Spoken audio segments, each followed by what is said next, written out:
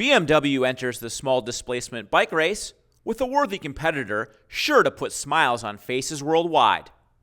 The little bike that can, BMW's G310R.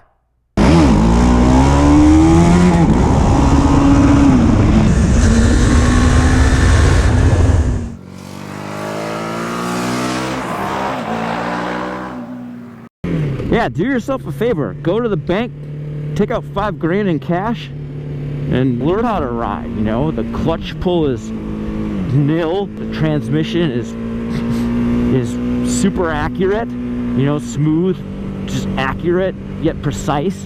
Doesn't feel sloppy or loose. Brakes they work good. They're not overly sharp by any means. You know, you kind of have to pull on them a little bit a little too much for my taste, but if you're a new rider, that's perfect. And it's got ABS. It's got Continental designed ABS, so you're never gonna have any skids. You can just grab a handful of brakes anytime, and it's all good, man. It's really great little bike for learning how to ride and getting on the saddle. Body work's pretty minimal, so if you do take a little tip over in the driveway, probably not gonna end the world. You're not going to have to replace all these body panels like you would on a sport bike. Knowing BMW, I'm sure the parts are going to be kind of pricey on this thing, but if I was getting into riding, I wouldn't dissuade anyone from getting this bike. This bike's pretty sweet. You know, if you're really trying to get into riding and really kind of sketched out a little bit, it's probably best to start on like a Honda Grom or a Kawasaki Z125 Pro. The only problem with those bikes is, you know, you can't go on the freeway. You know, you can't ride them on the 405. This thing does go on the freeway. Again, it's probably something I wouldn't want to be logging tons of miles on. You know, I just like a little bit more power when I'm rolling on the freeway. But you know, to get around, do it here and there, it's just fine. You'll be happy with it.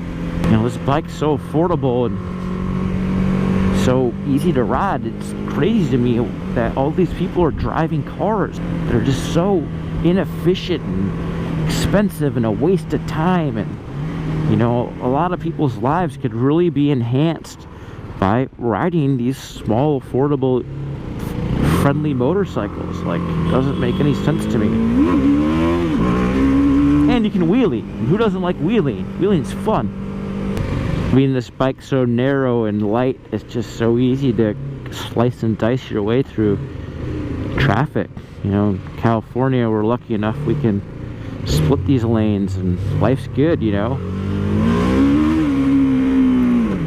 See how much power that thing has if you rev her up. BMW says 34 horsepower.